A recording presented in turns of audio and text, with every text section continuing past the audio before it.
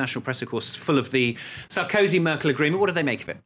Well, they're not too optimistic. The Guardian headlines this morning on ratings agency fires warning shot, so they're headlining on all the problems that could still occur in this agreement.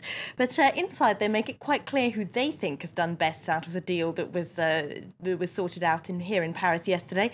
Their cartoon shows Angela Merkel as a dominatrix with one of those little hats that Bismarck used to wear on it after she was compared to him yesterday. And you've got a very small Nicolas Sarkozy dressed as Napoleon there, so you can quite clearly see who the Guardian thinks, or at least their cartoonist thinks, did best out of yesterday's agreement.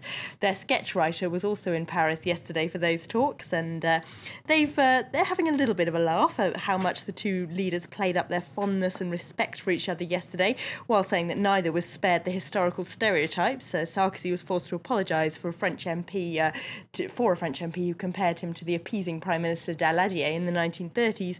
But the sketch ends by saying, while this is an arranged marriage, at least the happy couple look like they're getting on better than they have been doing in recent months. I was going to say, it looks like they're getting on very well in that picture there. Jokes aside, though, this could have some pretty serious political consequences for a number of Eurozone countries, couldn't it?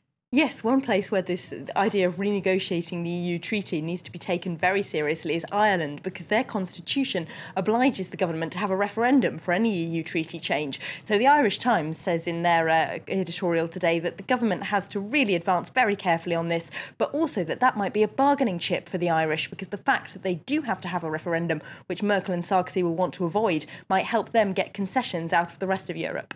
And finally, you've got some politicians with egg on their faces. Yes. Can you name 3 books you've read, Stuart, ever? Ever in my life? Well, if I could just say 3 Tintin books, because that's the books that I read when I was a kid. It's not that difficult a question, though, is it? Name 3 books you've ever read. But the leading candidate in the Mexican presidential election, Enrique Peña Nieto, managed to cause a TV clip at least as embarrassing as anything from Herman Cain or Rick Perry yesterday, when he was first asked to name 3 books that had influenced him, and when he failed on that, couldn't name 3 books he'd read at all. He couldn't name any other than the Bible. So his campaign event yesterday was inundated by protesting students trying to donate books to him to help him out with this. And the Iranian Revolutionary Guard also should have read up a bit more, in their case on history, because they thought that some plans that they found in the British embassy after it was invaded in Tehran were for a brand new invasion that Britain was planning in France. But actually they were 70-year-old plans for the D-Day invasion. Did read Shakespeare and Chaucer as well, I hasten to add, not just Tintin. All right, Elena, thanks very much. That's Elena Casas with the International Papers here on France 24.